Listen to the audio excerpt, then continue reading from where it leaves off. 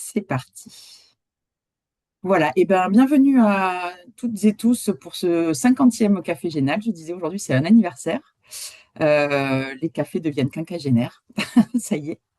Donc aujourd'hui, on est avec François Prudhomme et Léonie Leverger. Donc François du Conservatoire botanique Pyrénées-Midi-Pyrénées et Léonie et Agnès du Parc naturel régional des Cosses du Quercy pour parler des observatoires, enfin de l'Observatoire des Prairies.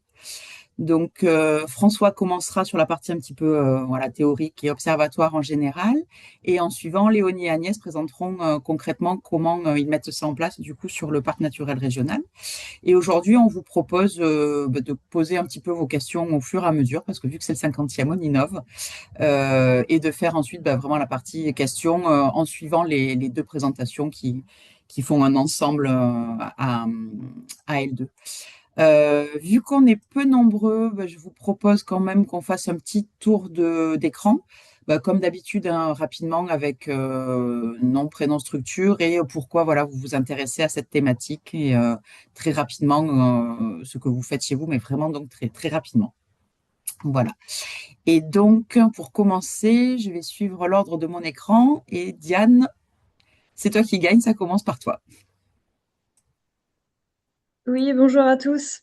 Du coup, Diane Radola, je suis chargée de mission Natura 2000 au syndicat mixte du Grand Site du Cirque de Navacelle. Et du coup, voilà, on a actuellement sur le territoire pas mal de prairies, des habitats d'intérêt communautaire. Donc c'est pour ça que voilà, je m'intéresse aujourd'hui à ce webinaire. Merci Diane. Est-ce que j'ai bien supprimé le partage d'écran pour qu'on se voit tous? Je ne sais pas si j'ai réussi. Oui, super. Oui. Donc merci Diane. Mathilde? Oui, bonjour. Alors, Mathilde Pinard du site du Pont du Gard. Et nous avons pas vraiment de prairie, mais on s'intéresse beaucoup aux observatoires, la méthodologie, la mise en place et aussi l'interprétation des résultats. Voilà. Super, merci Mathilde. Cécile? Oui, bonjour à tous. Donc, Cécile Brousseau, je suis chargée de projet au Conservatoire d'espace naturel d'Ariège. Donc, à ce titre, on est gestionnaire de quelques, enfin, voilà, quelques ensembles de prairies dans différents contextes. On accompagne aussi des animateurs Natura 2000 sur la thématique aussi. Et puis voilà, on a trait également sur les dispositifs d'observatoire.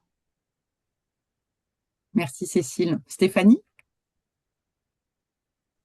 Bonjour à tous, donc moi je suis Stéphanie Grosset, je suis chargée de mission biodiversité à la ville de Montpellier, dans une direction qui s'occupe de gérer les espaces verts et naturels sur le territoire de la ville. Et du coup, je vous ai rejoint aujourd'hui là parce que nous on réalise un suivi sur les prairies, donc c'est plus des prairies urbaines, périurbaines.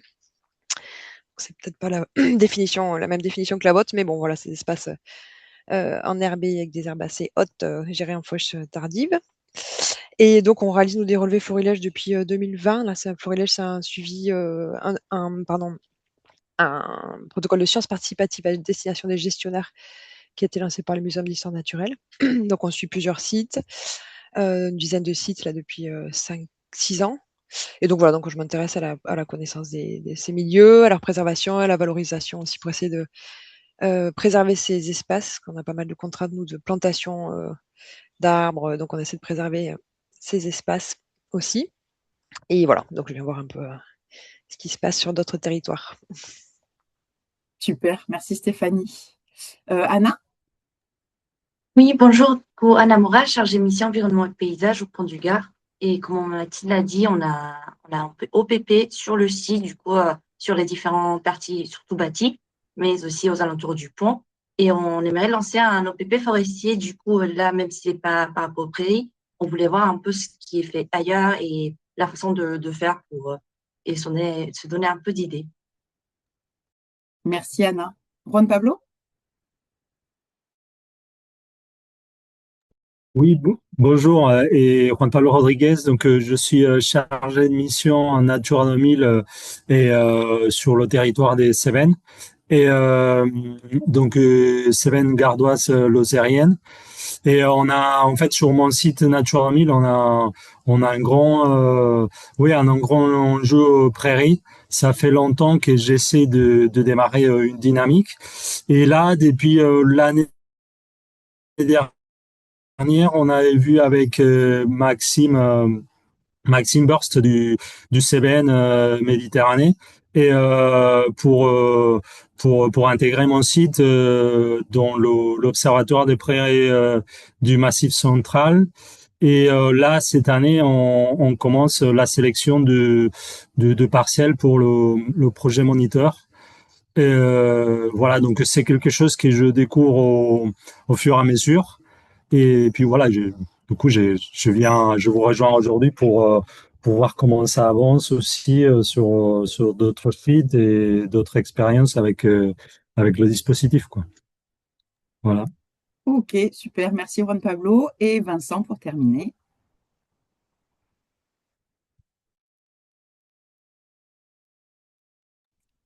Vincent, tu as un problème de micro peut-être.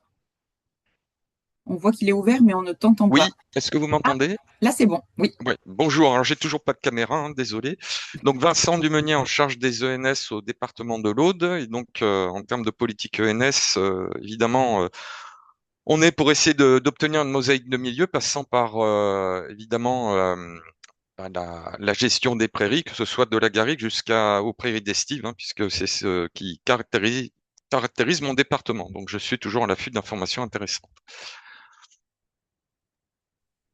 Eh bien, merci Vincent. Et donc, François, Léonie et Agnès, je vous laisserai vous présenter. Du coup, François, tout de suite en partageant ta présentation et Léonie et Agnès en début de présentation ensuite, si ça vous convient. Ouais. Allez, super. Eh bien, je laisse la parole à François. Du coup, je te laisse partager ton écran et c'est parti. Très bien, merci beaucoup Julie. J'essaye de mettre la présentation en plein écran, si ça veut bien fonctionner, vous allez me dire. Est-ce que c'est bon pour vous? Est-ce que ça fait un affichage sur tout l'écran? Pas encore. Là, on voit toutes tes diapos sur le côté, en verticale, toute petite, et une moyenne diapo au milieu. Donc ce qui fonctionnait il y a 5 minutes ne Ne fonctionne fonctionne plus. plus. Voilà, c'est ça que j'allais dire. Ce serait trop facile. Allez, je retente et sinon, je suis désolé, vous aurez des diapos sur le côté. Qu'est-ce que je peux Ce qui ne faire de sera pas mieux très que ce que grave. je viens de faire? Alors je tente ça. C'est parfait. C'est parfait. Est-ce que ça change de diapositive par contre? Parce que c'est le risque. C'est que là, Euh, voilà. alors là, c'est la diapo d'accueil. Oui, les prairies d'intérêt communautaire. Alors c'est parfait. Bon, voilà, merci beaucoup Julie du coup de cette introduction et puis de l'invitation aussi à partager ce moment, d'autant plus que du coup c'est un anniversaire, je suis d'autant plus content de participer. La présentation, alors c'est vrai qu'on fait deux présentations distinctes avec les collègues du PNR cause du Quercy, mais en fait ça va former quand même un ensemble puisque c'est très lié, les expériences sont partagées entre nos établissements et on est dans la même dynamique là d'Observatoire des Prairies. De toute façon, moi je suis en format très informel, donc n'hésitez pas à tout moment, moi dans la visio, à m'interrompre.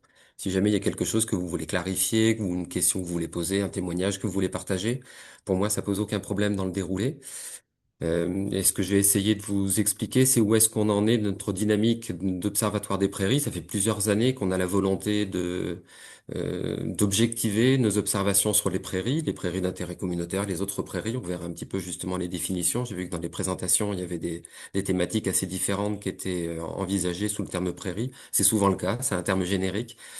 J'expliquerai du coup dans quel contexte est-ce que nous on intervient, dans quelle dynamique on se présente, à quelles échelles on essaye de travailler, vers quoi est-ce qu'on on essaye de fixer nos objectifs et donner aussi des éléments de contexte de politique nationale, de politique publique nationale qui nous invitent à persévérer dans ces dynamiques-là.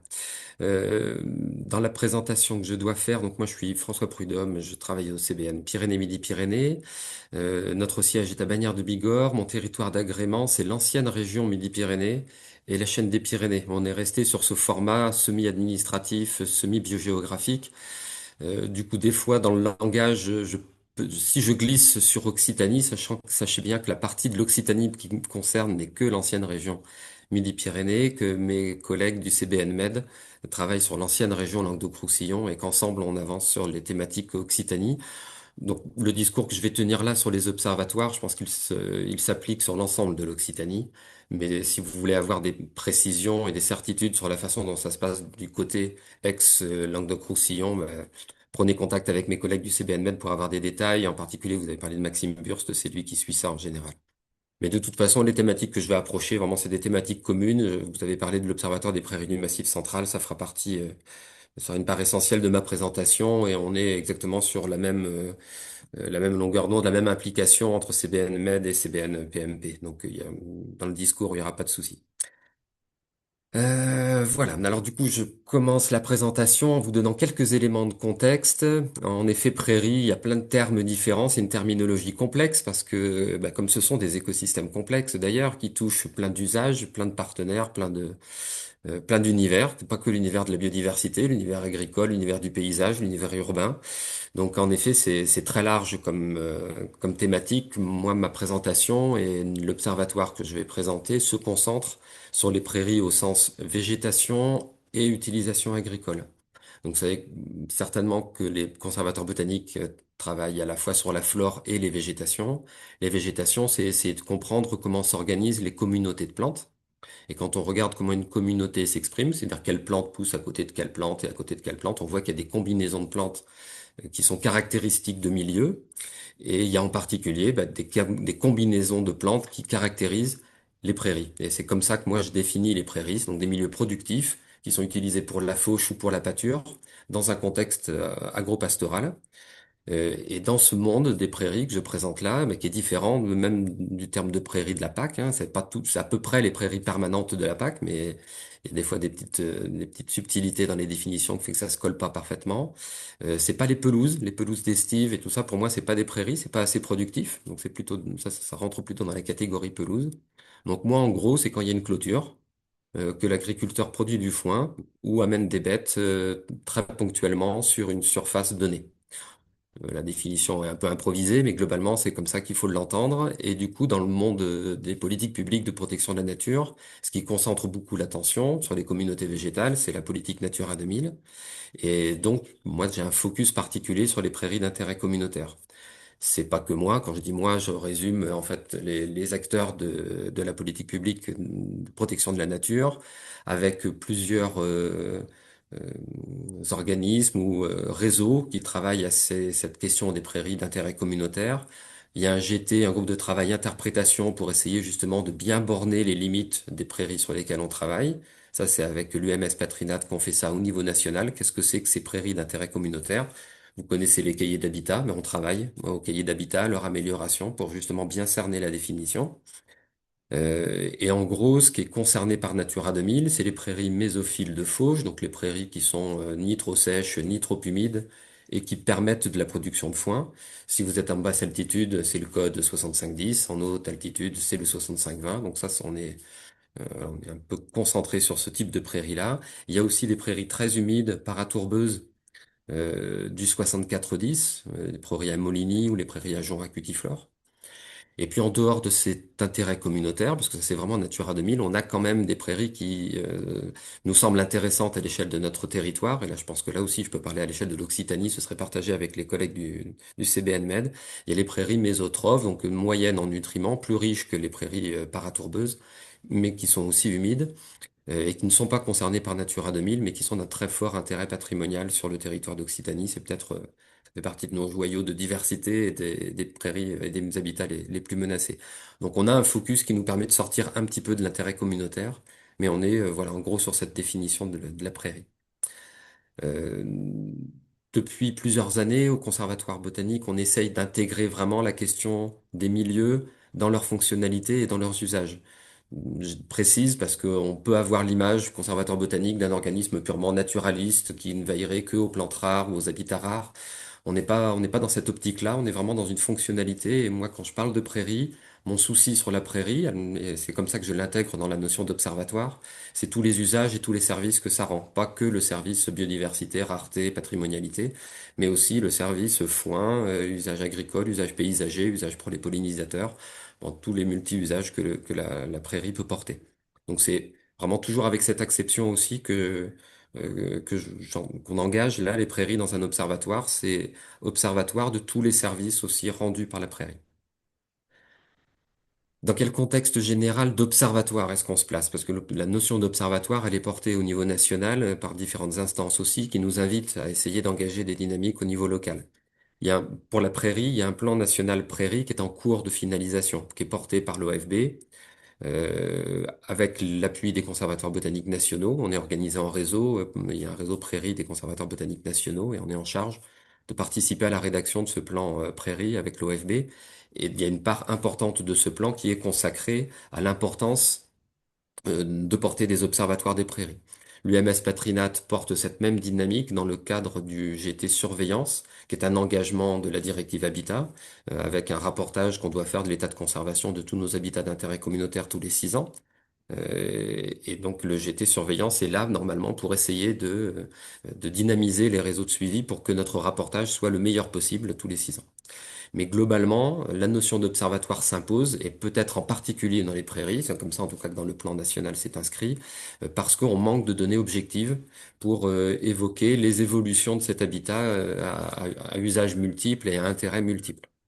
On évalue toujours cet habitat à dire d'expert. Alors, dire d'expert, moi je lui fais confiance, et il n'y a pas de raison de ne pas lui faire confiance, mais malgré tout de disposer de données objectives pour essayer d'alimenter les réflexions en cours sur la baisse de diversité des prairies. C'est ce qu'empiriquement on perçoit, une baisse de diversité au sein des prairies et une baisse de surface des prairies. Donc ces deux lignes-là, on aimerait les objectiver, et ça nécessite du coup des observatoires un peu structurés. Euh, Pourquoi est-ce que du coup c'est pas un observatoire national qui se lance? Parce que déjà c'est très difficile à organiser à cette échelle-là. Diversité des milieux, même dans le milieu prairial, la diversité des acteurs, la diversité des contextes et économiques, politiques fait que c'est très compliqué de monter un observatoire à l'échelle nationale. Même si on a commencé à le traiter, il y avait un travail préalable porté par les conservateurs botaniques nationaux de préfiguration d'un observatoire des prairies qui avait été fait, qui s'appelait le projet qui s'appelait Présure, vous en aviez peut-être entendu parler, qui a donné les grandes lignes de ce que pourrait être un observatoire. Mais il y a aussi qu'au niveau local, au niveau de l'ex-Midi-Pyrénées, mais je pense que les collègues du CBN Massif Central pourraient raconter la même chose, on a un historique régional très riche sur la prairie depuis de nombreuses années. Et là, j'ai juste mis sur une carte avec un graphisme très contestable, la diversité d'initiatives qui avaient eu lieu dans la région et auxquelles le conservatoire participait sur la prairie. Il y a eu beaucoup de concours prairies fleuries, hein, j'en reparlerai, ça a été assez fondateur sur les croisements de regards, je pense, des prairies, ça a lancé quelques collaborations. Et puis il y a eu d'autres dispositifs, soit portés par l'accompagnement des mesures agri-environnementales, soit portés sur l'accompagnement de dispositifs de recherche. Il y avait l'observatoire au milieu, il y avait le dispositif RC. Bon, je rentre pas dans le détail de chacun d'entre eux, mais des initiatives différentes qui ont fait que le conservatoire a accumulé au fil du temps un réseau de partenaires, un réseau de parcelles et d'agriculteurs, et un réseau d'observation qui était tout en commun, qui partageait un relevé phytosociologique et un itinéraire technique agricole. Donc le relevé phytosociologique, moi, il me permettait de disposer de l'ensemble de la description de la communauté végétale. Et dans les déterminismes qui expliquaient cette communauté, ben, on avait ce que faisait exactement l'agriculteur sur la parcelle. Et au fil du temps, sans le vouloir, grâce à ces initiatives diverses, en une dizaine d'années, on a accumulé plus de 1000 parcelles qui avaient ces deux informations et qui, bon, quand on regarde la carte, semblaient se répartir de façon ben, finalement assez représentative du territoire. Donc on s'est dit qu'on avait de quoi répondre aux objectifs nationaux et aux velléités nationales d'observatoires en disposant déjà de tout un réseau existant et pas être obligé de tout créer ex nihilo.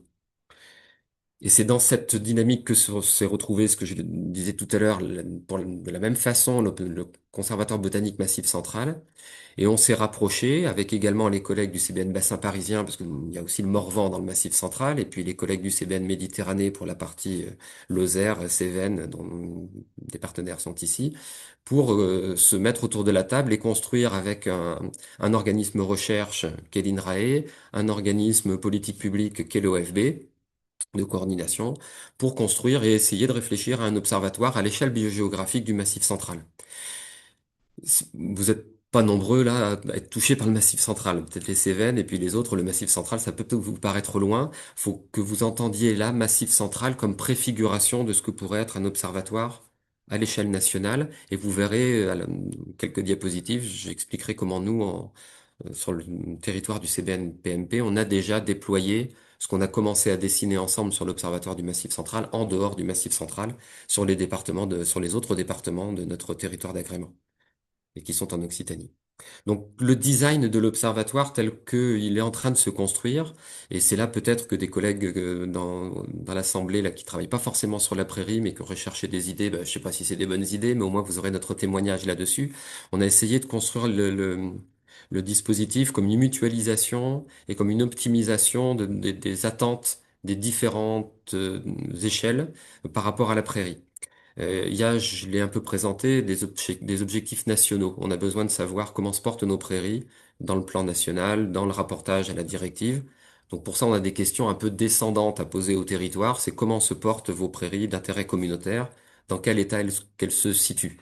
Ça peut vous intéresser localement, mais globalement, l'observatoire, on le construit pour répondre à la question au niveau au moins régional, voire national. Donc c'est pour ça que je dis que c'est un peu descendant comme politique. Ça, c'est le premier niveau de l'observatoire. Il faut qu'il réponde à cette question-là. Ma petite diapositive, je commence par la fin, puisqu'en fait, c'est le 3, là, c'est ce qui est écrit en rouge. C'est cette couche-là d'observation qu'on veut que nos observatoires euh, permettent de contribuer. L'autre phase descendante aussi, c'est des questions de recherche. Où là, le monde de la recherche s'intéresse beaucoup à la prairie, en particulier dans un cadre de changement climatique et où on voit que les interactions entre changement climatique, végétation, pratique, c'est ces trois morceaux-là qui sont en interaction permanente et on a du mal à démêler l'un de l'autre. Est-ce que les changements de végétation qu'on voit sont liés au changement climatique ou est-ce qu'ils sont liés au changement de pratique? Sachant que peut-être que les pratiques ont changé parce que le climat a changé. Et comme les végétations changent, on adapte aussi les pratiques. Enfin voilà, on voit que tout ça se mord la queue et que c'est complètement imbriqué. Du coup, essayer de démêler l'un de l'autre, c'est un des objectifs de recherche de l'INRAE et c'est le projet Monitor. Quelqu'un, je crois, en a parlé tout à l'heure, c'est le projet Monitor. Donc là aussi, notre observatoire, il se veut vouloir répondre à des questions descendantes de recherche qui dépassent l'échelle locale largement et qui répondent à des questions plutôt fondamentales. Et donc tout ça est très descendant. Et donc la troisième couche de l'observatoire, qui nous tient à cœur, c'est qu'aussi il y a une phase ascendante de l'observatoire qui permette de répondre à des questions locales. Donc là, les territoires sur lesquels on se repose pour répondre aux questions nationales, on leur propose de mettre à disposition ces forces actives autour de la prairie, que ce soit des experts de type botaniste, des conservatoires ou des chercheurs de l'INRAE, mettre du temps, entre guillemets, à disposition des territoires, de ces experts, de ces chercheurs, pour répondre à des questions qui se poseraient localement, et profiter des agriculteurs, des parcelles engagées dans les deux autres couches de l'observatoire pour répondre le mieux possible à ces questions locales. Donc ça, c'est les trois couches considère comme obligatoire pour constituer nos observatoires de prairie.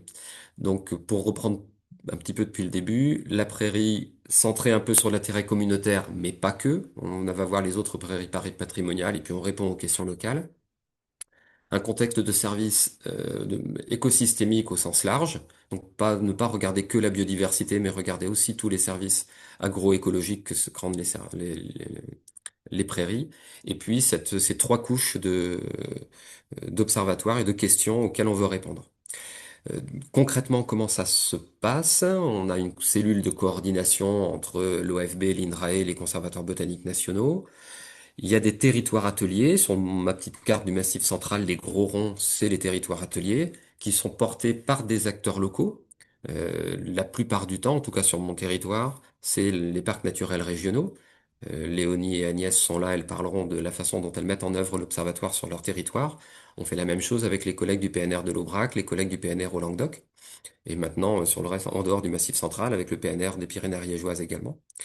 Donc ça, c'est des territoires ateliers avec des acteurs locaux qui savent et qui gèrent leur réseau d'agriculteurs, les réseaux de parcelles, les territoires, les mesures agri-environnementales, qui ont la bonne organisation locale et la bonne connaissance locale du territoire et des enjeux prairies. Et c'est sur ces territoires ateliers qu'on va essayer de mettre en place l'ensemble des dispositifs. Pour l'observation des prairies d'intérêt communautaire, il se peut qu'il y ait quand même des manques dans les territoires ateliers. Pour le reste, on veille à ce que ce soit complet. Mais pour le reste, enfin pour les habitats d'intérêt communautaire, il peut y avoir des habitats d'intérêt communautaire prairiaux qui soient pas dans les territoires ateliers ou une représentativité qui soit limitée. Et du coup, c'est les petits carrés rouges dans l'observatoire, c'est qu'on se permet pour cette évaluation-là d'aller chercher en dehors de nos territoires ateliers. Euh, je ne regarde pas du tout l'heure. Julie, je veux bien que tu m'alertes si jamais je commence à être un peu long. Non, ça va, on a encore un petit peu de temps. Merci. La partie du coup, j'ai essayé juste, moi je vais aller très vite parce que je vous en ai déjà parlé. Ça c'est la partie recherche, c'est Monitor, c'est l'INRAE qui mène ça, qui coordonne ça.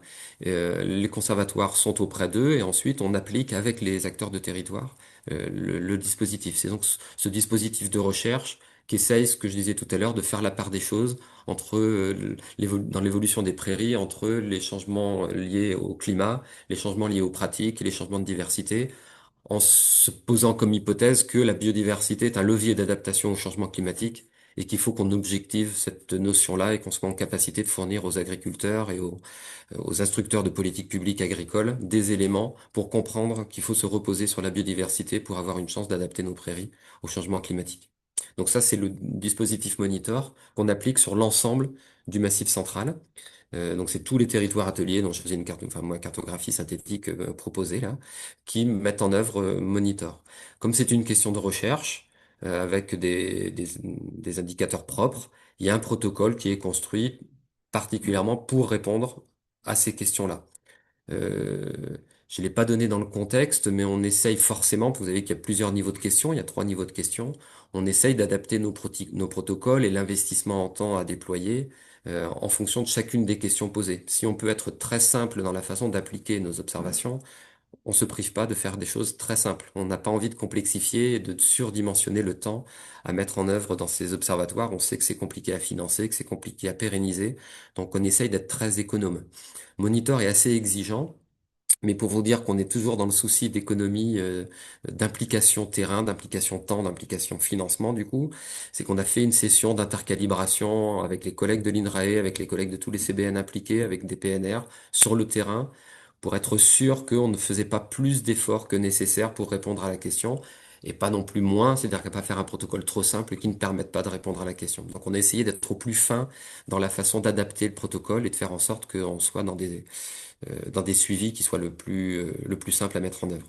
Bon, Monitor est un peu exigeant d'un point de vue temps, mais techniquement, c'est pas très compliqué, c'est juste un petit peu exigeant au niveau temps. Il faut multiplier beaucoup les observations parce qu'il y a un souci enfin, il y a des indicateurs qui sont recherchés dans la répartition spatiale des espèces au sein des prairies. Et ça, en général, nous, on se passe bien de le regarder. On regarde la communauté végétale au sens large et ça nous suffit. Donc là, il faut aller un peu plus loin. Bon, je vais pas plus loin dans le détail. Certainement que Léonie peut-être en reparlera. Ça a dû être c'est une expérience qui a marqué tout le monde, Monitor, cette année, donc elle fera peut-être un petit témoignage. Mais pour dire que encore une fois, on a vraiment dimensionné au mieux les protocoles. On s'est pas lancé dans des protocoles théoriques. On a vraiment confronté au réel, à la nécessité de réponse et à la nécessité d'être économe en temps et en énergie. Le choix des parcelles qui participent à cet observatoire, j'ai parlé des territoires ateliers. Alors sur la carte de gauche, vous avez les territoires ateliers qui sont en couleur répartis sur l'échelle du Massif central. Et le graphe de droite, il y a un gros nuage de points qui représente tout le champ des possibles des prairies dans le Massif central en termes de conditions pédoclimatiques.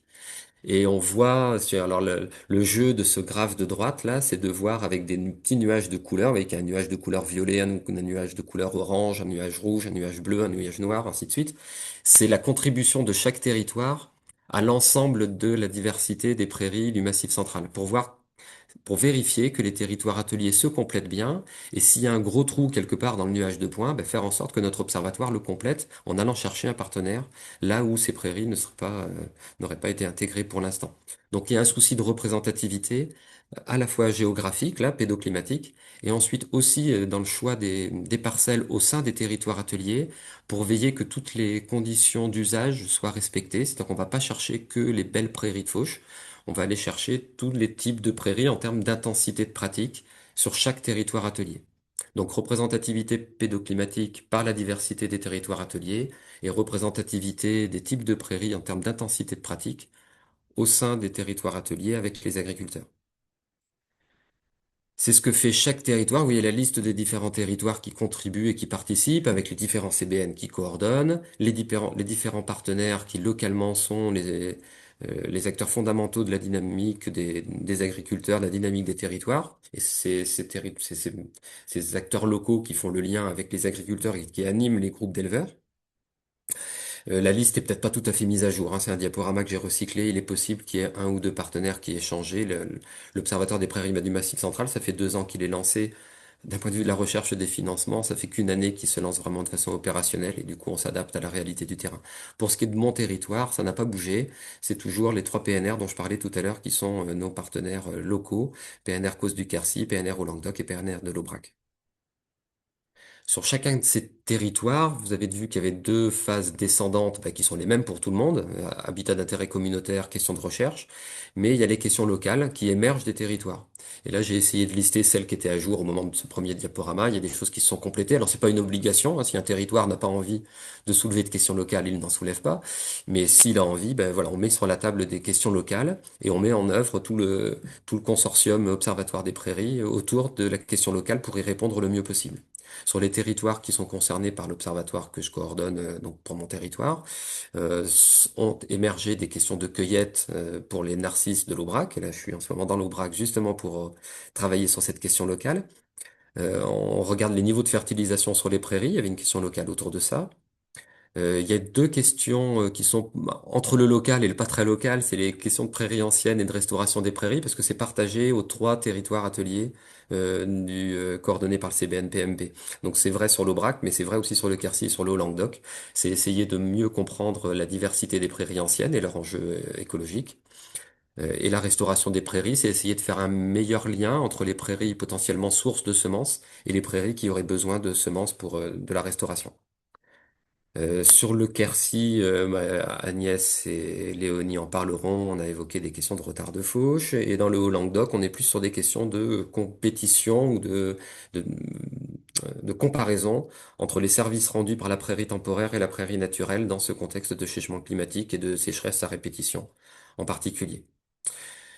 Ça, c'est l'Observatoire des prairies du Massif central. C'est lancé depuis cette année de façon opérationnelle. On fait les relevés sur le terrain, mais dans le cadre d'un autre programme qui est PGST3. Je crois que c'est Plan de gestion de la sous-trame. C'est le nom de ce programme, à l'acronyme un peu mystérieux. 3, parce que je crois que c'est la 3e génération de ce programme, qui est un programme porté pour le Conservatoire botanique par la région Occitanie.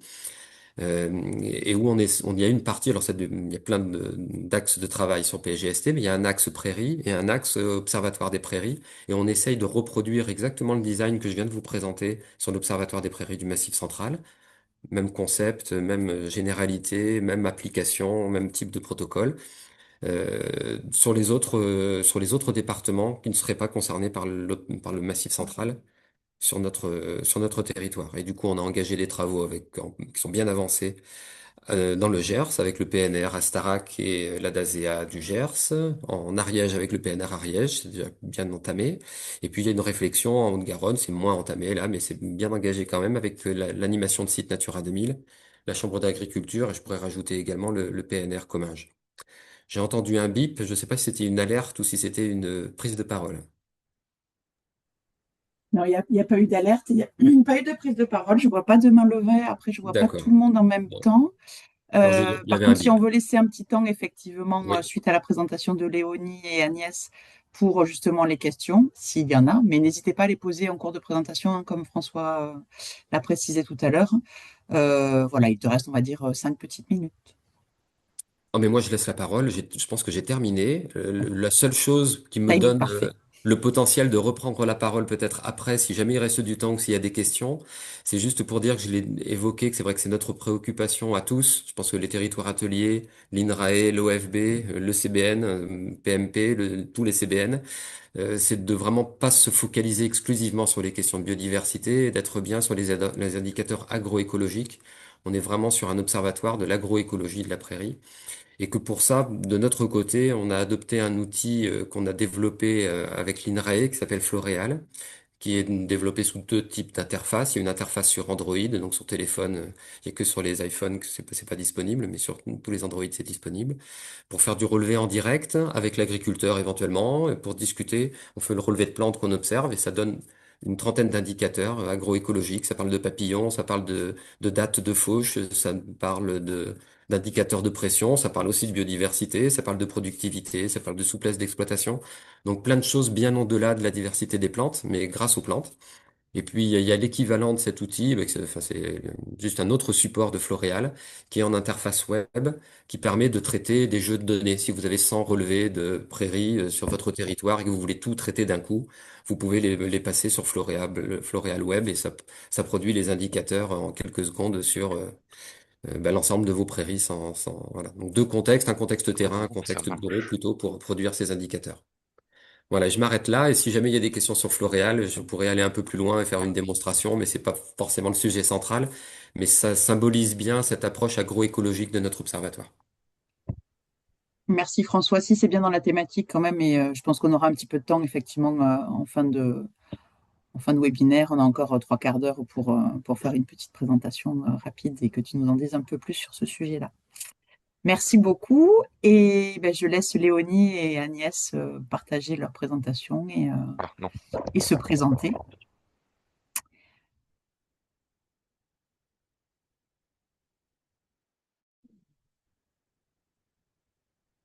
Ah oui, vous n'allez pas voir le bon écran, je pense. Donc, Effectivement, ça doit être l'écran d'à côté.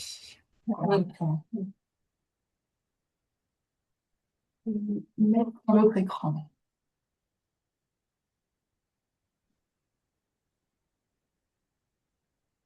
Alors, est-ce que c'est bon? Super. Je fais défiler un coup. Hop, hop. On essaie de faire défiler, ça a l'air de marcher comme il faut. Ok, donc moi c'est Léonie Leverger, je suis chargée de mission agroécologie au parc naturel régional des Causses du Quercy.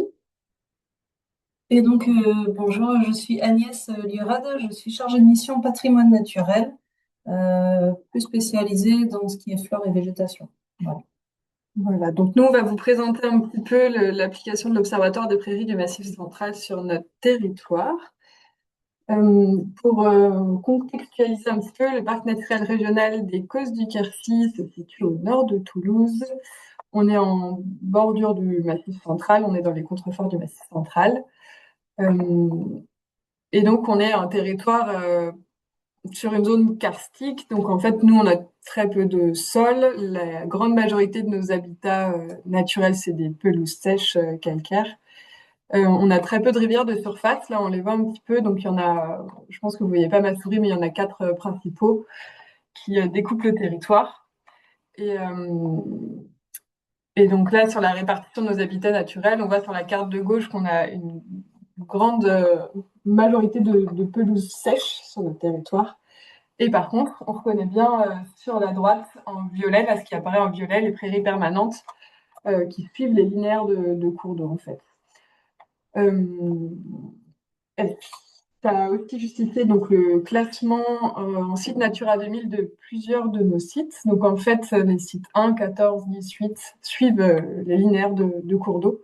Et donc c'est sur ce site qu'on retrouve les habitats d'intérêt communautaire des prairies de fauche de fond de vallée du 65-10 dont parlait François.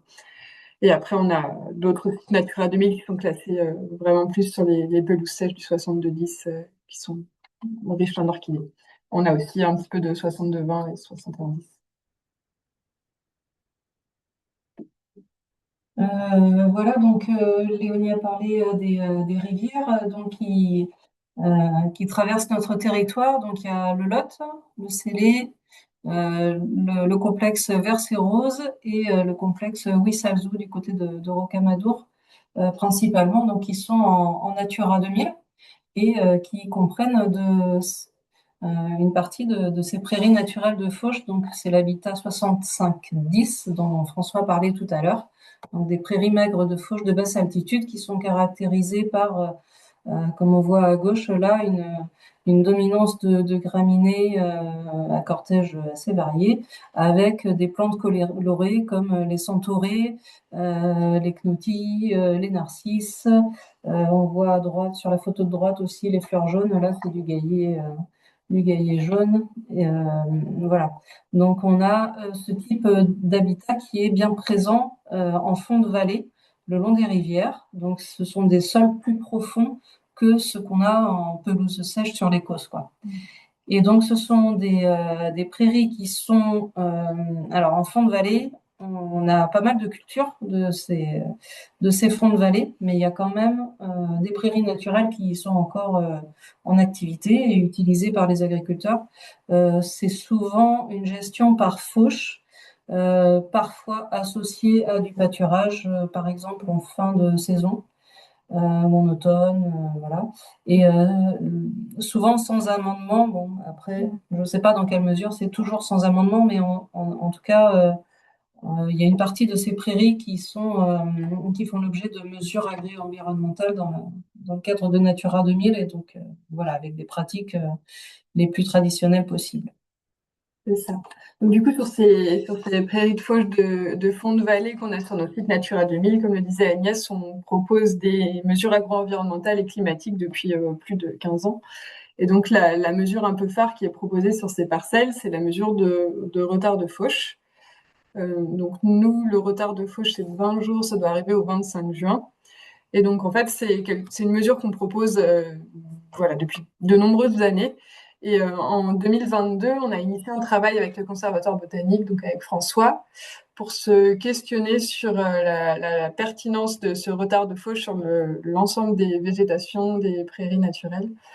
Donc, l'objectif, c'était d'acquérir de la donnée sur toutes les parcelles qui étaient gérées en MAEC retard de fauche pour pouvoir disposer de plus d'éléments pour orienter la gestion sur les parcelles.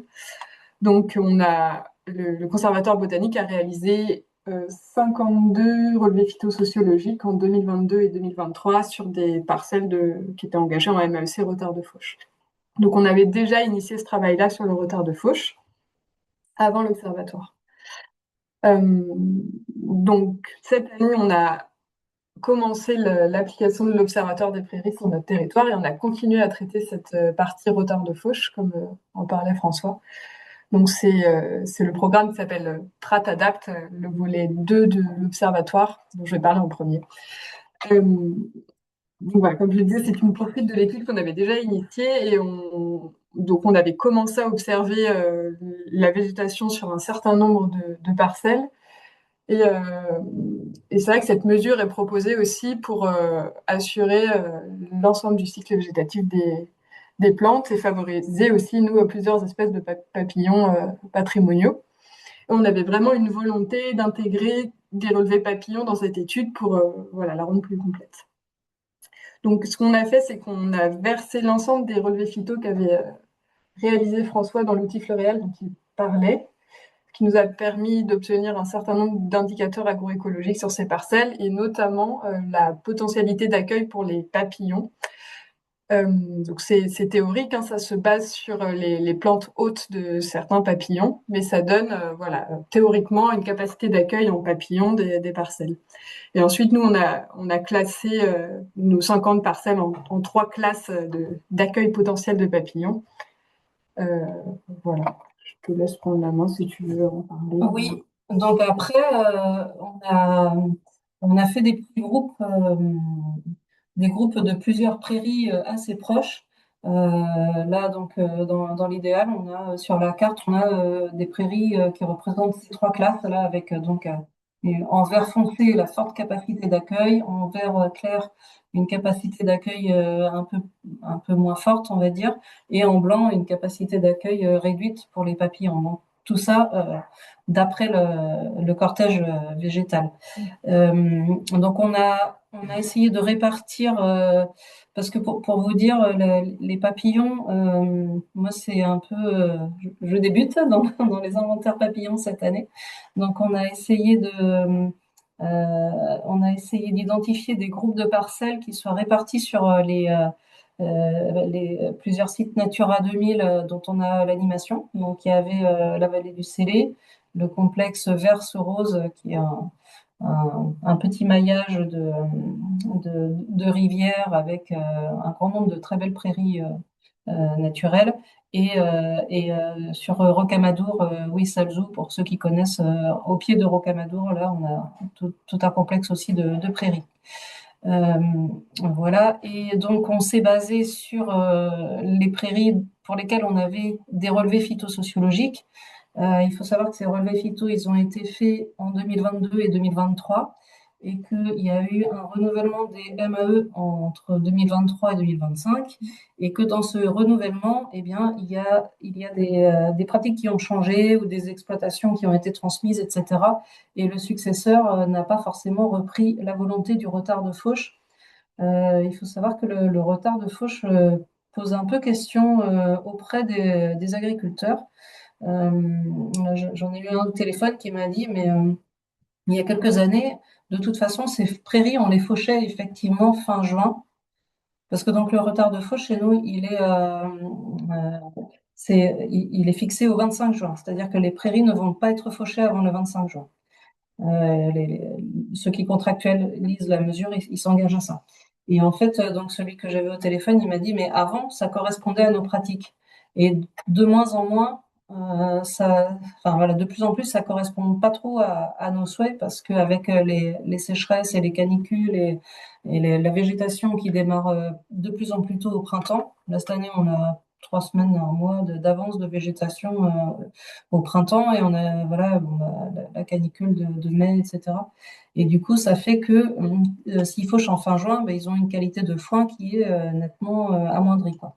Et donc, du coup, ils étaient très intéressés par ce travail en fait qu'on fait d'essayer d'évaluer vraiment le retard de fauche. Donc voilà. Donc en fait, on s'est basé sur les relevés phytosociologiques donc qui avaient été réalisés par François et on utilise un protocole pour évaluer les populations de papillons. Et donc là, vous avez en jaune, en gros, ce sont les secteurs qui sont inventoriés au sein de chaque prairie dans le cadre de ce protocole-là. Donc, on utilise le protocole chronoventaire qui a été développé par le Muséum en 2016 avec quelques petits ajustements qui ont été faits depuis.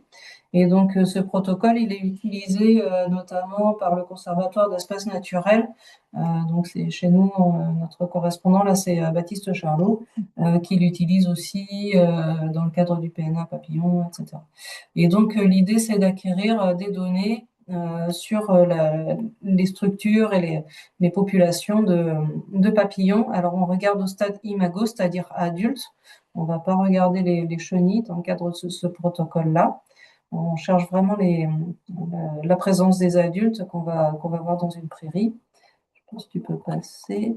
Et donc, du coup, le principe, c'est d'être sur une station de minimum 500 mètres carrés. Donc, c'est pour ça, tout à l'heure, sur la carte, vous avez vu les traits jaunes, là, ça délimite des petites stations d'environ de 500 mètres carrés, voire parfois plus, à peu près homogènes dans la prairie suivie, quoi. Et donc, on parcourt chaque station pendant 30 minutes, c'est 20 minutes maintenant, je pense. C'est au minimum, on fait des séquences de 5 minutes. Et donc, pendant 5 minutes, on parcourt la zone et on regarde quels papillons on rencontre, en fait, hein. Donc, on les capture. Là, on a une autorisation de capture avec relâchement immédiat dans le cadre de ce travail. Et donc, on essaye d'identifier un maximum de papillons. On poursuit ça tant qu'on observe des nouvelles espèces, c'est-à-dire qu'au bout des quatre premières séquences de 5 minutes, on regarde si dans le 3 et le 4, on a vu des nouvelles espèces. Si c'est le cas, on va continuer les petites séquences tant qu'on n'a pas 10 minutes sans lesquelles on observe de nouvelles espèces. Donc en fait, là, en pratique, ça fait à peu près une heure et demie de passage par parcelle, en fait, par station. Et donc, on essaye d'identifier tous les individus qu'on arrive à capturer, à identifier. Et à la fin du passage, on essaye aussi d'évaluer à peu près le nombre d'individus qu'on a observés. Voilà. Et donc, d'après ce protocole, c'est 4 passages par an. Donc, on a avril, mai, juin, juillet, si possible aussi septembre, ou mai, juin, juillet, septembre, je crois, c'est ça. Et si possible, on peut ajouter avril et octobre. Donc là, en pratique, nous, on a commencé un petit peu tard. On a commencé fin mai, parce que voilà, on avait demandé une formation. Donc, voilà, je pense que l'année prochaine, on essaiera de faire des passages plus précoces. Et donc, il est fortement recommandé de renouveler le protocole plusieurs années de suite, un minimum de 2, 3 ans, pour tenir compte aussi des variabilités annuelles des populations de papillons. Voilà, donc là, donc on en est au deuxième passage. Alors, j'ai regardé très rapidement, on a à peu près 10 à 15 espèces par prairie et par passage, quoi, avec certaines plantes, la présence de certaines plantes qui se révèlent très importantes par rapport aux résultats, c'est-à-dire que si on a notamment, on a en ce moment les centaurées en fleurs, les prairies où on a beaucoup de centaurées sont nettement plus riches en espèces et aussi en individus que des prairies qui sont densifiées avec une forte proportion de graminées et peu de plantes à fleurs colorées, quoi. Parmi les espèces intéressantes, on a observé le nacré de la filipendule dans au moins une prairie, plusieurs fois, ou 2 prairies. La mélitée noirâtre aussi, qui est une petite mélitée qui a été observée plutôt au mois de mai. Et voilà, importance de certaines plantes. Désolé, ça s'est mis en double. Voilà. Donc voilà sur le côté papillon pour notre question de recherche locale, donc le côté ascendant de l'observatoire. Donc je vais vous parler maintenant de Monitor, donc qui est un des côtés descendants de l'observatoire qui est coordonné par l'INRAE. Donc chez nous, on est plusieurs structures à avoir proposé de participer. Donc le parc s'est associé à Épidor, donc l'établissement public territorial du bassin de la Dordogne, qui est eux-mêmes accompagnés par la DASE-ADOC. Et on travaille aussi avec la réserve naturelle régionale du Marais de Bonnefond. Donc, Monitor, sur notre parc, ça se décline en 3 fermes pilotes qu'on va suivre sur plusieurs années. François, vous avez présenté ce graphique avec la variabilité pédoclimatique sur le Massif central. Nous, nos exploitations, elles se situent voilà, sur seulement une partie des conditions pédoclimatiques de l'ensemble du Massif central. Et donc, on participe à l'observatoire sur notre quart nord, nord, on va dire. Voilà. Comment ça s'organise Monitor sur le parc et sur toutes les autres exploitations d'ailleurs? C'est des suivis de biodiversité, des suivis de fonctionnement, des suivis de pratique et des suivis météo. Donc l'idée c'est que le CBN réalise des relevés flore et aussi côté parc, ce dont on s'occupe, c'est plutôt des relevés d'état d'herbe, des prélèvements d'herbe, et sachant que ça va être enrichi par d'autres analyses avec les paramètres de sol, les activités biologiques. Et ce qui est très important, c'est de suivre précisément les pratiques qui sont faites sur les parcelles qui sont sélectionnées pour pouvoir, voilà, après discriminer ce qui fait partie des pratiques ou ce qui est plutôt variable environnementale. Ce qui n'est pas encore mis en place, mais qui va l'être d'ici la fin de l'année, c'est le suivi météo précis sur ces fermes pilotes avec l'installation d'une station météo directement sur les exploitations. Donc, François en a un petit peu parlé. Je vais vous parler du protocole de flore qui est réalisé par le CBN. Donc, ce qui a été retenu comme compromis intéressant, donc au niveau temps et niveau l'efficacité du protocole, c'est donc de faire par parcelle un quadrat de 10 mètres par 10 mètres qui est traversé par 2 diagonales. Et sur ces diagonales, réaliser des quadrats de 50 cm par 50 cm. Dans ces petits quadrats de 50 par 50, l'idée c'est de noter toutes les plantes présentes et leur coefficient d'abondance. Ce qui se révèle assez chronophage. Et ensuite, donc là, on retrouve notre quadrate 10 par 10. Le parc réalise des relevés d'herbe, donc des prélèvements d'herbe aux extrémités des quadrats, en fait, à 3 périodes de l'année, au printemps, à l'été, à l'automne. L'objectif, c'est d'avoir une analyse quantitative, donc de savoir la productivité de la parcelle, et également une analyse qualitative. Donc, l'INRAE va réaliser des analyses en laboratoire. Donc concrètement, voilà, on prélève sur aussi des quadrats de 50 par 50 l'intégralité de l'herbe. Après, on la pèse et après, on l'envoie au labo.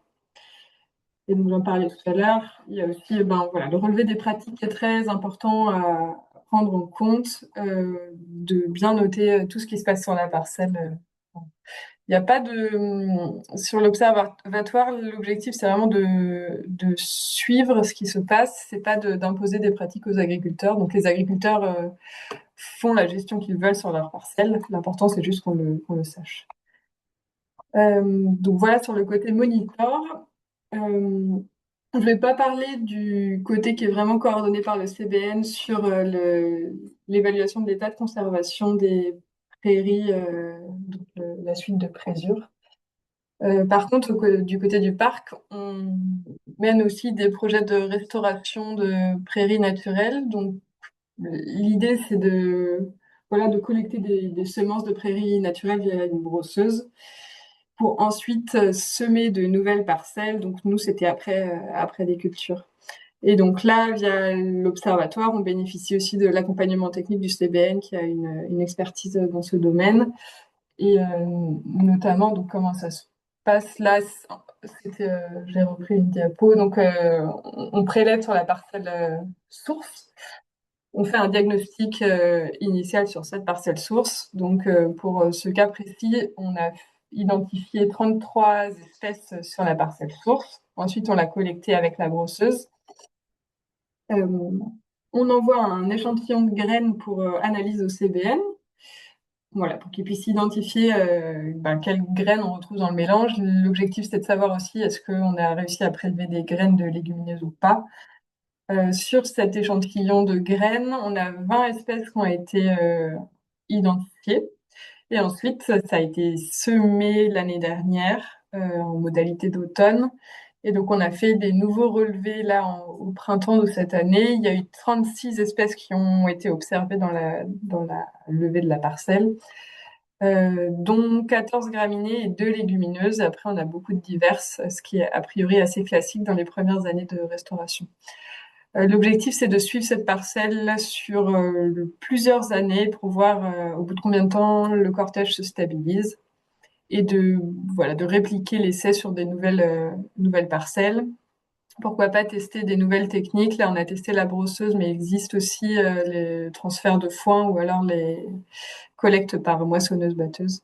Et donc là, on est accompagné par le CBN sur ces aspects techniques. Pour conclure, nous participer à cet observatoire, ça nous permet d'acquérir pas mal de données sur la résilience aussi de nos prairies naturelles face au changement climatique. Ça va nous permettre d'avoir des arguments pour motiver les éleveurs à garder ces prairies naturelles et à les pousser à en avoir plus.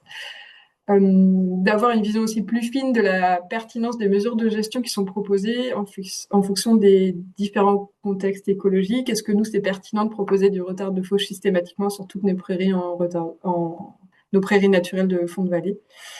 Et ça nous permet de bénéficier d'un accompagnement du conservatoire botanique, d'un accompagnement technique sur l'identification des plantes et aussi sur la restauration écologique. Voilà, on en a fini pour notre présentation. Merci Léonie, merci Agnès. J'en profite rapidement puisque du coup tu parles d'adaptation pour annoncer que le prochain Café Génial qui sera à la rentrée sera sur des exemples d'action et non-action en fait en lien avec le programme Nature Adapt. Il sera présenté par Lou et Dumaine que vous devez connaître et un gestionnaire que nous sommes en train de chercher encore. Voilà. Merci beaucoup pour votre présentation. Je te propose de départager ton écran, même si ces brebis sont magnifiques, pour qu'on se voit un petit peu mieux. Et voilà, j'allais dire place aux questions. Et Jean-Philippe a déjà levé la main, donc à toi Jean-Philippe. Oui, alors ça y est, la caméra va se mettre en marche peut-être. Voilà, bonjour. Merci pour ces présentations. Moi, je suis très nouveau dans la thématique des prairies, puisque donc, le PTB Gardon est gestionnaire de milieux aquatiques, entre autres actions, et on a depuis quelques années acquis des parcelles de prairies pour les restaurer, donc soit d'anciennes cultures annuelles sur des prairies humides drainées qu'on est en train de finaliser de restaurer, et se pose la question évidemment de la gestion. Donc on est parti un peu sur de la gestion, je ne crois pas que vous en ayez parlé, de gestion différenciée sur des sites, puisqu'il y a une parcelle qui fait une prairie qui fait quasiment 60 hectares, donc on peut se permettre de la fragmenter. Et on a fait des gestions différenciées par tiers tournant, avec un tiers en fauche à maturité, qui permet à l'agriculteur, enfin à l'éleveur qui est sur place de faire son foin dans de bonnes conditions. Un tiers en fauche retardée, fauche tardive, donc plutôt fin juin, début juillet. Et un tiers pas fauché du tout, et uniquement pâturé. Et tout ça, ça tourne chaque année. Notre idée, donc tout ça, ça se fait en partenariat avec le CEN Occitanie, avec l'antenne du Gard. Notre idée, c'est de permettre à tous les 3 ans de restaurer la totalité de la banque de graines, mais aussi de permettre à tout le cycle entomofaune et aussi avifaune d'ailleurs d'avoir un espace de tranquillité sur lequel finalement il n'y a que des brebis qui vont intervenir à la période du regain, donc plutôt août-septembre, voilà. Donc les questions que je me pose en fait depuis le début, c'est est-ce que vous avez des idées sur l'impact du pâturage, parce qu'on a beaucoup parlé de fauche, l'impact du pâturage sur l'entomofaune, parce que si on fait un tiers comme ça qui n'est pas fauché, c'est pour avoir des larves qui restent en place. Alors est-ce que les pâturages impactent le stade larvaire aussi? Et puis, plus globalement, l'impact de la fauche en elle-même, même en fauche retardée, c'est-à-dire qu'on travaille sur le cycle des graines, donc ça c'est bien, les graines restent en place, pour celles qui ont pu tomber. Et par contre, vous avez étudié des papillons imago, mais quel est l'impact de la fauche, même tardive, sur le stade des chrysalides, par exemple, et puis globalement, en parlant d'entomofaune, de tout le stade larvaire sur des plantes hautes qui vont être fauchées. Moi, ma crainte, c'est que oui, on travaille sur la banque de graines, on observe des papillons, mais qu'en fait, il y a un vrai impact sur le stade larvaire de la fauche en elle-même. Voilà. Merci beaucoup. Alors, je ne sais pas, François, Léonie, Agnès, si vous voulez vous partager la réponse. On n'aura pas de réponse toute faite parce que nous, on se lance aussi un peu dans ces sujets papillons. On est loin d'être expert de ce domaine. Mais effectivement, la question est pertinente, hein. Moi, je me suis fait la même remarque, en fait, parce que j'ai observé des chenilles dans les prairies et je me suis dit, ah oui, mais ils vont faucher, donc que vont devenir toutes ces chenilles. Après, je pense que justement, c'est tout l'intérêt de suivre sur plusieurs années pour voir aussi voilà, comment ça évolue. Maintenant, je sais pas, il faudrait là, il faudrait avoir vraiment des études nombreuses, en fait, et du suivi sur du long terme aussi pour voir les évolutions, quoi. Mais c'est vrai que je suis allée sur une prairie, donc tout à l'heure j'ai parlé de ceux qui étaient sortis du régime de retard de fauche. Je suis allée au mois de mai sur une prairie qui venait d'être fauchée et il y avait quand même des papillons. Et là j'ai surpassé en début de semaine, donc elle est toujours, voilà, à peu près, ça a évolué un tout petit peu, il y a juste quelques fleurs qui ont repoussé depuis. Il y a aussi des papillons. Donc, les papillons, ils sont aussi associés au bord des prairies. En fait, et ils traversent. Là, on est sur des prairies de fond de vallon où il y a quand même souvent le bord du ruisseau, il y a des arbres, il y a des haies, etc. Et ça contribue aussi à la richesse du cortège. Donc, voilà, il y a tout ça qui rentre en ligne de compte aussi, quoi. Mais effectivement, après, il y a aussi toutes les espèces. Il y a des araignées, il y a des orthoptères là, qui sortent beaucoup en ce moment. Et effectivement, elles vont être impactées par la fauche, ça c'est sûr. François, tu veux compléter? Oui, peut-être de mon point de vue. Alors moi, je suis pas fauniste, hein, et donc je parlerai pas en tant qu'expert faune, juste pour préciser que dans notre dispositif, quand même, l'idée était plus de partir d'un diagnostic, de vérifier quel était l'impact d'un retard de fauche sur les végétations qu'on observait sur la prairie. Est-ce que ça nous semblait pertinent de le mettre en place, plus que d'évaluer l'impact du retard de fauche sur les différentes communautés animales et végétales. C'est plus dans le sens un peu inverse qu'on le prend. C'est voir la diversité des endroits où la mesure a été proposée pour imaginer si c'est un contexte favorable ou pas. Il y a certains types de prairies en termes de végétation. Tous les indicateurs et toute notre connaissance nous montrent que c'est une mauvaise idée de faire du retard de fauche, une mauvaise idée pour la flore, une mauvaise idée pour l'agriculteur. Et donc, on regarde aussi les insectes pour vérifier s'il y a vraiment une bonne idée de faire du retard de fauche parce qu'il y aurait un insecte particulier dans la prairie. Mais pour l'instant, on est plus à essayer de recontextualiser la mise en œuvre de la MAE en se disant que peut-être parfois ça a été pris comme une mesure universelle. Le retard de fauche, c'est bon pour toutes les prairies, alors qu'en fait, c'est plus nuancé que ça, et on essaye de documenter ces nuances.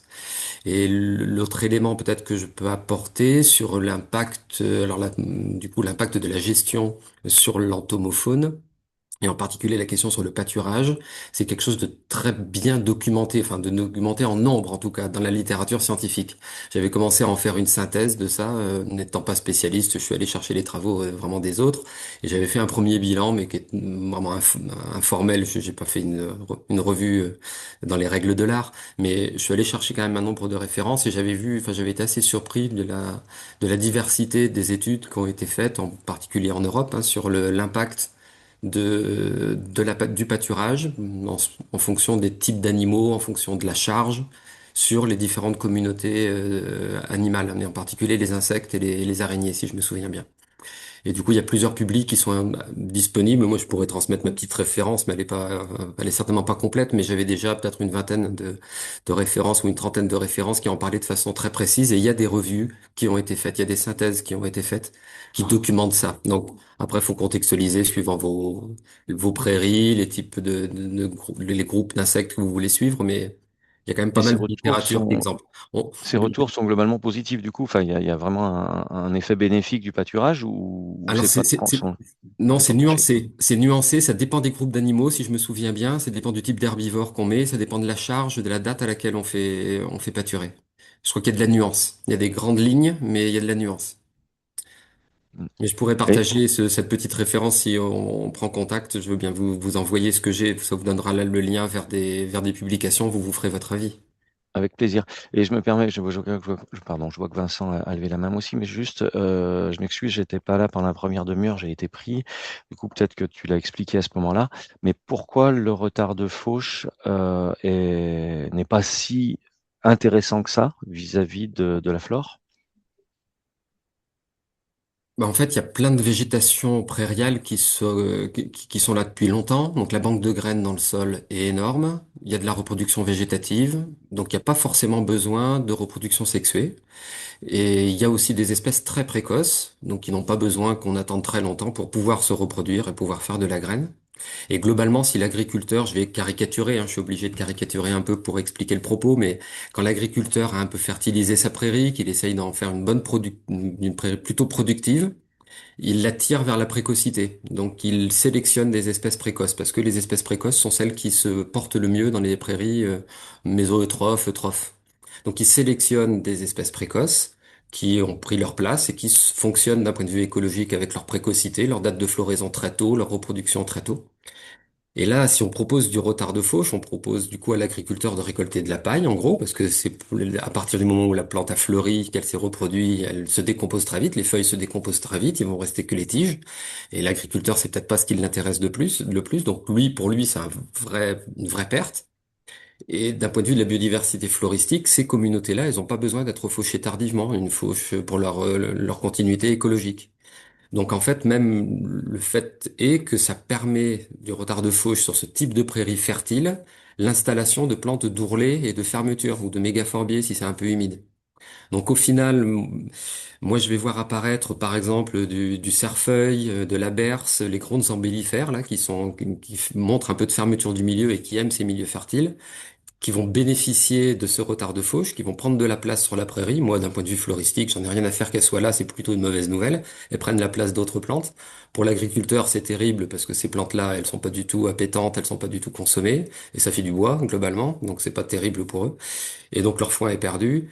Et nous, on avait pensé localement que c'était bon pour tout, donc on avait engagé de l'argent public pour faire une MAE, c'était une super initiative, mais au final, on a dépensé de l'argent qui bénéficie ni à l'agriculteur ni à la biodiversité. On se dit que ben, c'est là que c'est bien d'essayer d'apporter de la nuance. Encore une fois, je caricature pour faire comprendre, mais il y a toutes ces nuances-là. Il y a clairement des prairies sur lesquelles en tant que fleuriste, on se dit que c'est pas une bonne idée de faire du retard de fauche.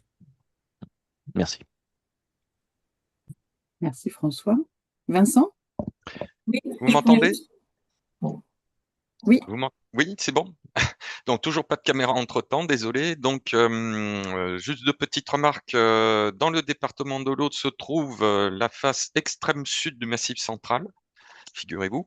Et donc on est tout à fait ouvert à mener des partenariats avec les chercheurs sur quelques thèmes que ce soit, parce qu'on possède avec les ENS des propriétés départementales comprenant des prairies, alors plutôt mésophiles, qu'on essaye de mettre en valeur avec les agriculteurs. Autant, on va dire, sur le haut de la montagne Noire, 700-800 mètres, on va dire qu'elles sont productives. Autant dès on se rapproche de Carcassonne-Piémont, là, on a des problèmes d'assèchement épouvantables. Et on essaie de travailler avec la chambre, mais on n'a pas trouvé, on va dire,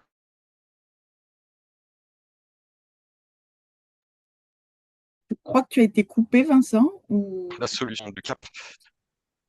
il y a un petit bout, Vous il y a un petit m'entendez? morceau ben oui, il y a un petit morceau qui a disparu sur les 30 À quel dernières moment? secondes.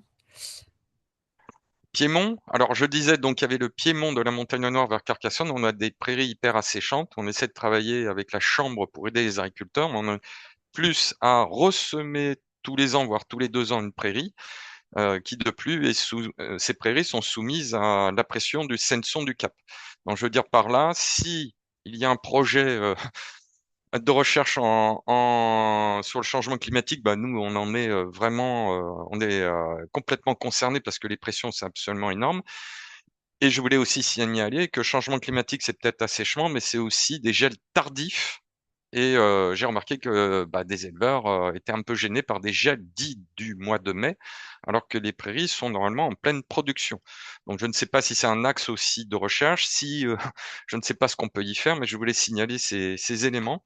Donc tant les propriétés du département en termes de NS que bah, les agriculteurs avec qui on travaille, je pense aux zones humides, on travaille beaucoup sur les zones humides et donc les pré-humides avec la Chambre de culture des naturalistes en Montagne Noire. Donc, on peut tout à fait monter des partenariats si ça peut intéresser les conservatoires botaniques, parce que je suis plutôt en relation avec Montpellier que Bagnères de Bigorre, mais n'hésitez pas, on est tout à fait ouvert à monter des partenariats. J'en ai fini. Merci Vincent. Je crois que Agnès, tu voulais prendre la parole ou je me suis trompée? Non, c'était juste pour compléter par rapport aux prairies, au retard de fauche. C'est vrai qu'on voit des différences entre les prairies, donc ça se voit dans le cortège floristique, ça se voit même de manière dans l'apparence de la prairie, quoi. Il y en a qui sont très très riches en graminées, qui sont très denses, et d'ailleurs en ce moment même l'herbe elle est pratiquement couchée. Et là, on observe effectivement beaucoup moins de papillons en nombre et en espèces que des prairies qui sont plus ouvertes et qui vont être nettement plus colorées avec beaucoup de centaurées, par exemple. Donc, je sais pas, il faut voir un peu dans le détail quel est le contexte écologique et voilà qui joue là-dessus pour expliquer pourquoi il y a des variantes alors que la pratique est assez semblable en fait. Mais c'est vrai qu'il y a des prairies comme on est en fond de vallon, il y a aussi du débordement naturel du ruisseau qui peut se faire parfois régulièrement tous les ans et qui va peut-être aussi contribuer à enrichir naturellement certaines de ces prairies. Voilà, c'était juste un petit aparté. Merci Agnès. Peut-être pour réagir sur l'intervention de Vincent. Euh, Déjà, ça fait plaisir de voir qu'il y a des candidats pour contribuer aussi à l'observatoire. Et bah, de toute façon, je pense que c'est toujours bienvenu et c'est toujours super. Et il y a en effet plein de contextes locaux qui mériteront d'être approfondis. C'est super. Puis la question des exotiques envahissantes, elle est intéressante aussi. Forcément, c'est une pression supplémentaire. Du coup, dire que dans le principe, bonne nouvelle et tous les partenaires seront les bienvenus, je pense, dans cet observatoire ou dans les observatoires à monter. Il y aura vraiment besoin de tout le monde. Dire quand même, j'en ai pas parlé, mais que l'Observatoire Prairie du Massif Central, comme ce qu'on arrive à faire maintenant sur les départements en dehors du Massif Central, c'est quand même une grosse ingénierie financière de montage de projet, et que hélas, c'est pas toujours si simple d'être très réactif en disant ah bah allez, c'est bon, vous êtes un partenaire, bah venez en plus, et puis l'année prochaine on va sur vos prairies. Il y a de l'inertie dans les montages de projets, mais en tout cas, voilà, ça peut être une perspective à engager, mais je peux pas ni promettre ni donner des délais d'intégration dans l'Observatoire des Prairies du Massif Central. Et vous avez le bon interlocuteur en allant du côté de Montpellier, du CBN Med, hein, c'est votre CBN de référence, et c'est eux qui vous accompagneront dans l'intégration de l'Observatoire à ce moment-là. Et pour la remarque sur les gels tardifs, oui, j'ai peut-être simplifié dans mon discours changement climatique, réchauffement climatique, mais en fait, c'est bien tous les paramètres du changement climatique et du dérèglement climatique qui sont pris en compte dans le dispositif Monitor. C'est pas uniquement des sécheresses ou des chaleurs, mais c'est tous les dérèglements qui sont intégrés à Monitor pour essayer de voir l'impact sur les pratiques et sur les végétations.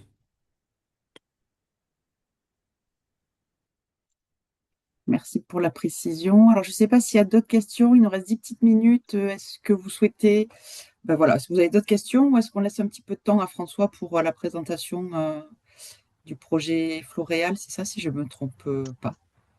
Et- Juan Pablo? Oui, en fait, c'était juste pour réagir par rapport à ça. C'est vrai que dans les interventions des autres, je me retrouve un peu parce que et c'est vrai que sur notre territoire, alors nous, on est en Cévennes dans le versant méditerranéen des Cévennes. Donc, avec voilà un changement climatique qui est à l'œuvre depuis longtemps. Et ce sont des vallées très encaissées. Et c'est vrai que par rapport à cette question du retard de fauche et autres, on a des pratiques qui ont évolué en fait, avec une précocité des fauches et qui a bougé en 20, 30 ans de 2 mois. Donc les dates habituelles. Donc voilà, personnellement, ça me pose beaucoup de questions. Il y a une espèce qui est quand même assez indicatrice, c'est la diane, et qui a un développement printanier, un cycle printanier, et qu'aujourd'hui, en cherchant des stations de reproduction, je ne trouve que dans des ourlets et dans des zones de lisière. Donc plus du tout dans les prairies qui, pour le coup, ont changé de date de fauche. Ça veut dire qu'avant, elles s'étaient fauchées plutôt au mois de juillet et maintenant, elles le sont déjà dès le mois de mai. Et, et ensuite dire qu'il y a une partie des prairies, du territoire, celle du fond vraiment de fond de vallée, qui sont en bord de rivière, qui elles n'ont pas trop bougé. Donc les éleveurs, ils continuent à les faucher plutôt fin juin, début juillet. Mais là, déjà, cette année, ça a beaucoup changé. Et en parlant avec quelques éleveurs, ils prévoient que ça change aussi, même dans ces prairies qui, du coup, sont des prairies refuges pour notamment la diane. Mais après, il y a d'autres espèces qu'on travaille pas beaucoup, qu'on n'étudie pas beaucoup et peut-être qui sont analogues. Voilà, c'était juste des questions. Voilà. Et voilà, c'était juste un témoignage d'un petit retour d'expérience. Donc notre souhait aussi, c'est que l'observatoire, voilà, la participation à un observatoire, ça nous permette de clarifier ce genre de questions. Voilà. Merci Juan Pablo. Alors je crois que François est parti chez... Ah, il est revenu. Il est revenu. Non, mais j'entendais un... Je sais pas qui c'est qui n'a... Ah, c'est Vincent, peut-être qui n'a pas coupé son micro. Oui, moi, je peux répondre pour les ourlets. C'est vrai que c'est des milieux très intéressants aussi pour les papillons, quoi. Et c'est aussi ce que nous avait dit Baptiste Charlot. Donc, c'est pour ça que tout à l'heure, je parlais des bordures de prairies et tout ça, et tous ces bords. Et par exemple, hier, bon, j'étais sur le terrain, il faisait très chaud. Et au milieu de l'après-midi, là, on voyait bien que les papillons, ils étaient vraiment réfugiés sur les bords, près des arbres et tout ça. Donc, tout ça, c'est des milieux qui sont aussi très importants pour eux, quoi.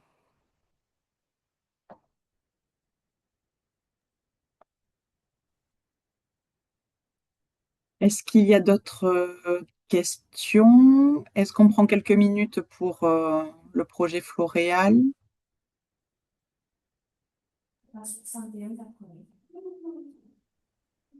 Ou est-ce que Moi, François, je peux vous faire deux propositions François, parce que si ça se termine à 30, j'ai peur que Floréal ce soit un peu court. Je peux vous en dire un petit mot quand même. Et sinon, je peux compléter de la partie observatoire habitat d'intérêt communautaire parce que c'est vrai qu'on est allé un peu vite. J'ai pas parlé du protocole.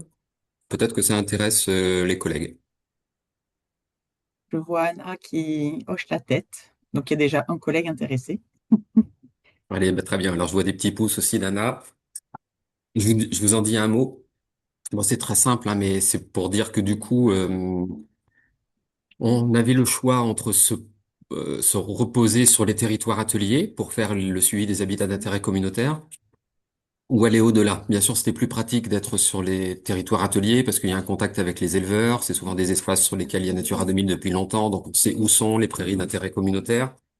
Et on avait, voilà, la facilité aurait voulu qu'on aille sur les territoires ateliers. Le problème, c'est la représentativité des territoires ateliers par rapport à la diversité des situations des habitats d'intérêt communautaire.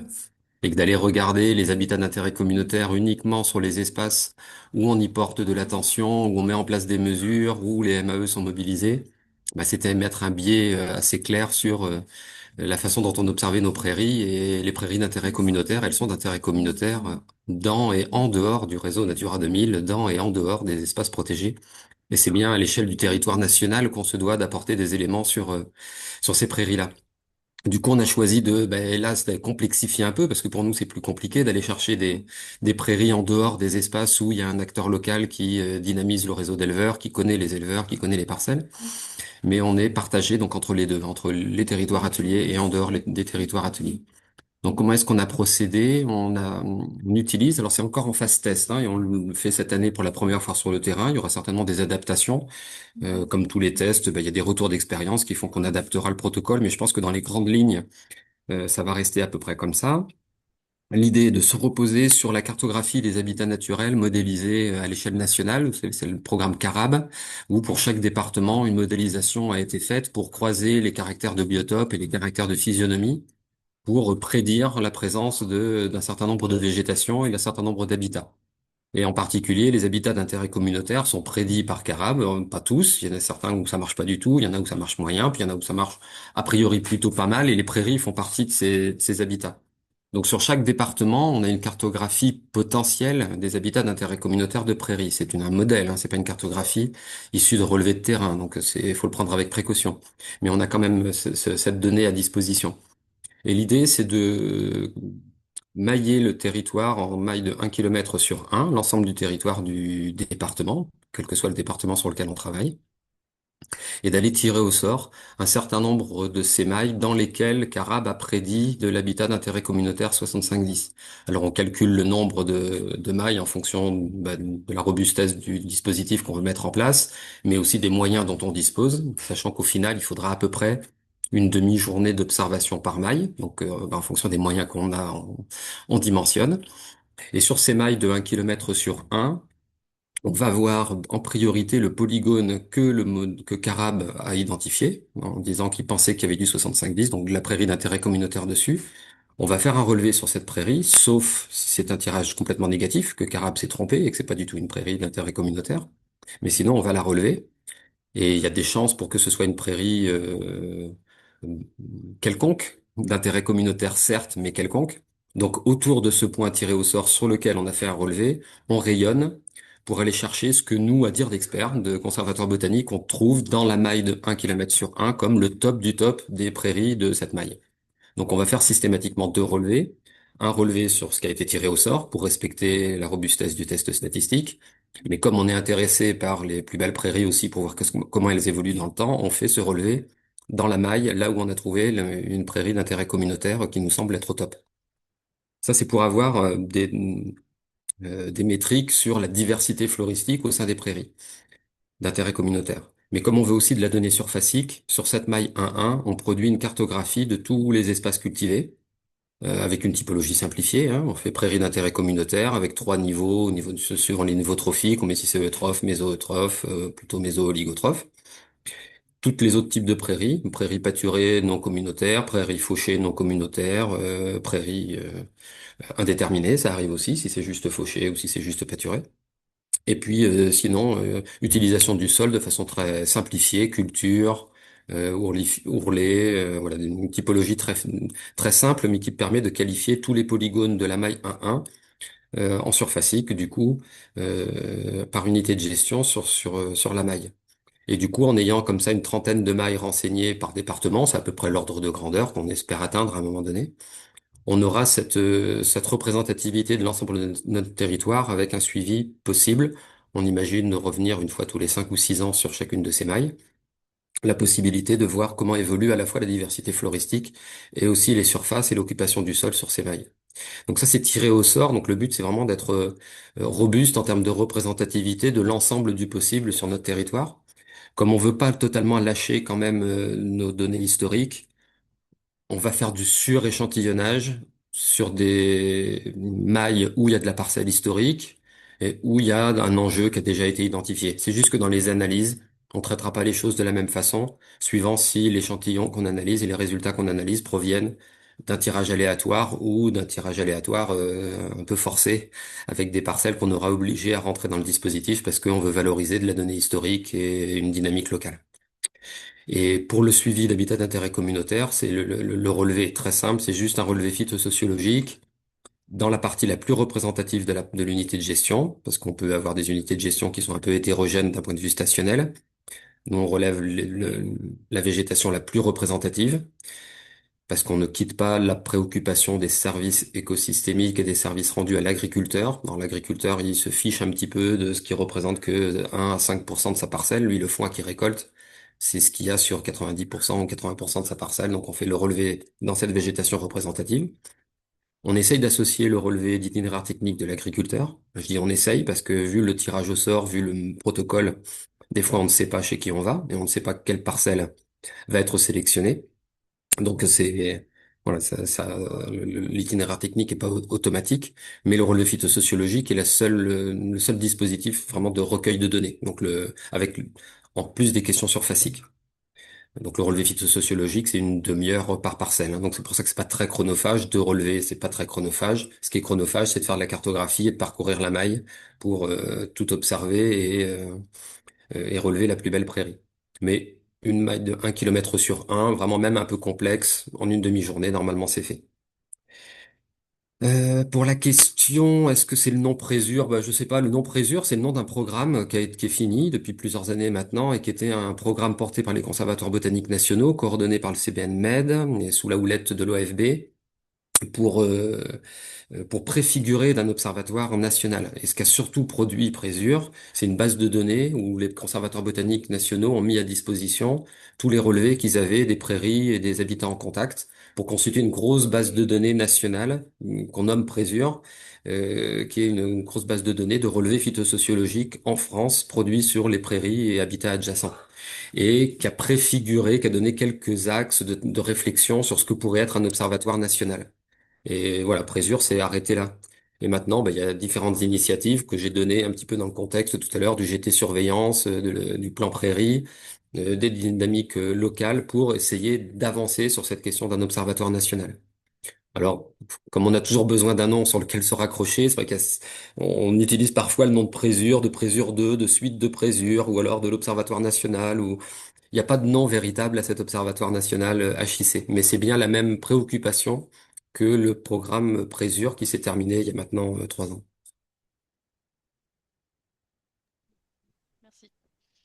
Merci François pour ces précisions. Il est 10h35, quelques personnes ont commencé à nous quitter. Oui. Donc je vous propose... Excuse-moi Julie, est-ce que juste Oui. une dernière phrase, parce que du Oui. coup j'ai pas parlé de Floréal. La dernière phrase, c'est juste dire ça, c'est que le relevé phytosociologique, que vous voyez qu'on applique sur tous les protocoles, que ce soit monitor, que ce soit retard de fauche, que ce soit habitat d'intérêt communautaire, il y a toujours un relevé phytosociologique quelque part. Et que ce relevé, c'est ce dont se nourrit Floréal, l'outil qui produit les indicateurs agroécologiques. Donc on n'a besoin de rien faire d'autre que de récupérer les données des observatoires pour faire tourner Floréal et obtenir la trentaine d'indicateurs agroécologiques sur chacune des parcelles qui contribuent à l'une ou l'autre des couches de l'observatoire. Il faudra que je te réinvite pour parler de Floréal, du coup, Ah bah, avec plaisir. l'année prochaine. Bon, de toute façon, je vais vous envoyer un mail avec les 2 présentations d'aujourd'hui. Le café sera mis en rediffusion sur notre page YouTube de l'ARB. Et surtout, je mets les adresses de tout le monde en copie et des intervenants également. Si vous voulez reprendre contact par la suite pour préciser certaines choses ou engager d'autres discussions, c'est aussi à ça que servent les cafés, je le dis à chaque fois. Donc merci beaucoup du coup à Agnès, Léonie et François, et merci à tous les gestionnaires, et on se retrouve pour les cafés en septembre, du coup petite pause estivale. On saura, enfin voilà, peut-être on se recontactera d'ici là, mais pas dans le cadre des cafés du coup. Donc merci à toutes et tous, et bonne journée, et bon petit Merci déjeuner, beaucoup François. Julie. Merci beaucoup Julie, merci tout le monde. Merci. Merci, au revoir. Au revoir. Au revoir.